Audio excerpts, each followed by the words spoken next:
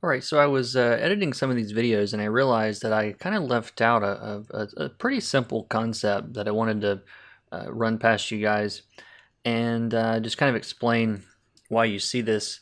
And it's something called the Terminator. Now, that sounds very dramatic, and has nothing to do with robots or Arnold Schwarzenegger, but it has to do with this space right here. And you guys will notice I did a little bit more work on this earlier, just kind of playing around with it. And you'll notice that I left a little bit of an area here between my shadow and my light color, just to let a little sliver of that base color come through, basically. And this is an area I might also, punch up with a little bit of red, like we talk about in the subsurface scattering lesson. But the Terminator is really just the separation between the light side and the dark side. And we're not talking Star Wars there either. Here's an example, kind of a real world example here, and I'll show you guys some comics examples also. But you get a kind of a fuzzy, darker area right between where the light is and where the shadow is. So, and the reason for that is, of course, you've got the brightest parts up at the top, and then it gets darker and darker and darker to here. And then you've got the reflected light, which here you guys can see in this little area.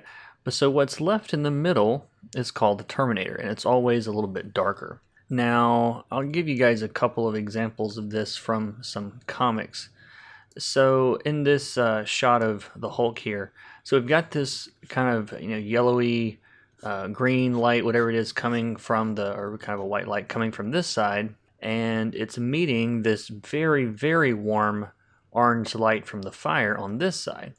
Well, you can see what's happening in the middle here, and a lot of times a good artist will actually go ahead and put this stuff in there. But it kind of acts as a way to separate those two areas of light, and it gives you something to kind of do where they meet.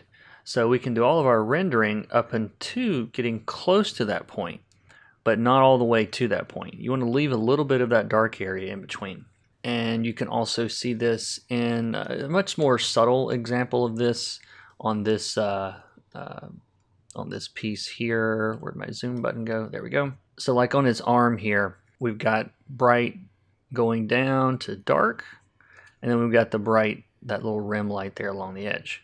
So right there along that edge, that's your Terminator. That's the darkest part. I found one other example here, and this is a really good one from Star Wars. This was colored by Justin Ponzer.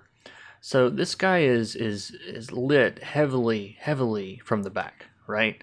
So we've got this very, very bright shape, and then we've got the light, which is kind of an atmospheric or ambient or bounce light, indirect light coming from the front. And in the middle, again, you've got that dark line. Okay, this is the darkest part right here, where the ambient light isn't quite reaching up to that point, but the direct light isn't either. Okay, so it's kind of in between. So you guys will see me in my own work doing that quite a bit, and if you start looking for it, you'll find it everywhere. It's just like a lot of the other concepts that we've talked about.